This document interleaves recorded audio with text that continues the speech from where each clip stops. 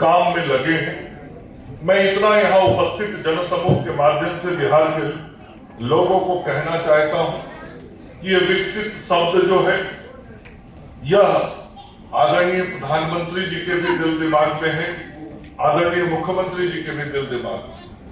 हम सब लोगों ने प्रधानमंत्री जी के कई संबोधनों को सुना होगा जिसमें उन्होंने बहुत स्पष्ट रूप से कहा है कि देश जब आजादी का 100वां वर्षगांठ मना रहा होगा तो हमको 2047 तक अपने देश को विकसित देश बनाना है।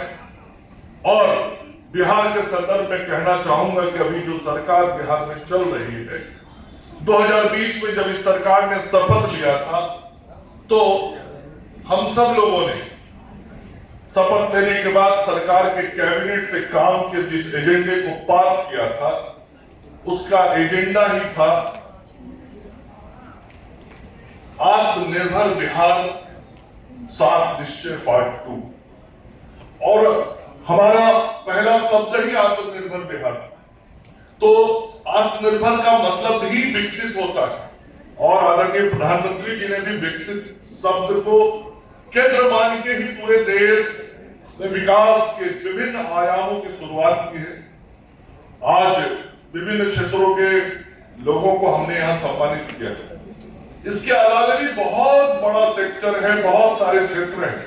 इन क्षेत्रों में आज के नए युवा अपने प्रतिभा का पूरा प्रदर्शन कर रहे हैं और बिहार आगे बढ़ रहा है। हमको और कड़ा मेहनत करना है, मैं इतना ही कहूंगा। हम बिहारियों को बिहार में रह के और परिश्रम करना होगा, बाहर नहीं जाना होगा।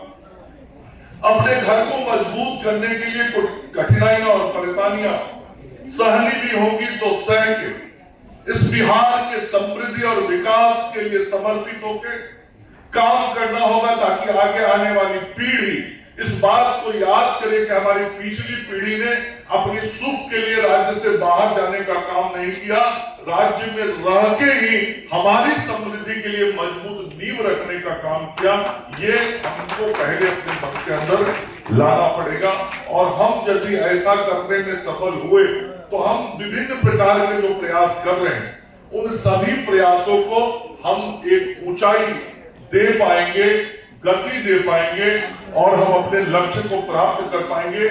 मेरे मन में बहुत सारी भावनाएं थी जिन भावनाओं को मैं व्यक्त करना चाहता था, लेकिन अब चंदन जी के किसी अगले कार्यक्रम में मैं उन सारे विषयों और विचारों को रखूंगा। हम सबका उद्देश्य एक ही है कि बिहार विकसित बने, देश विकसित बने और उस विकसित बनने में हम सब लोग का योगदान और भागीदारी हो।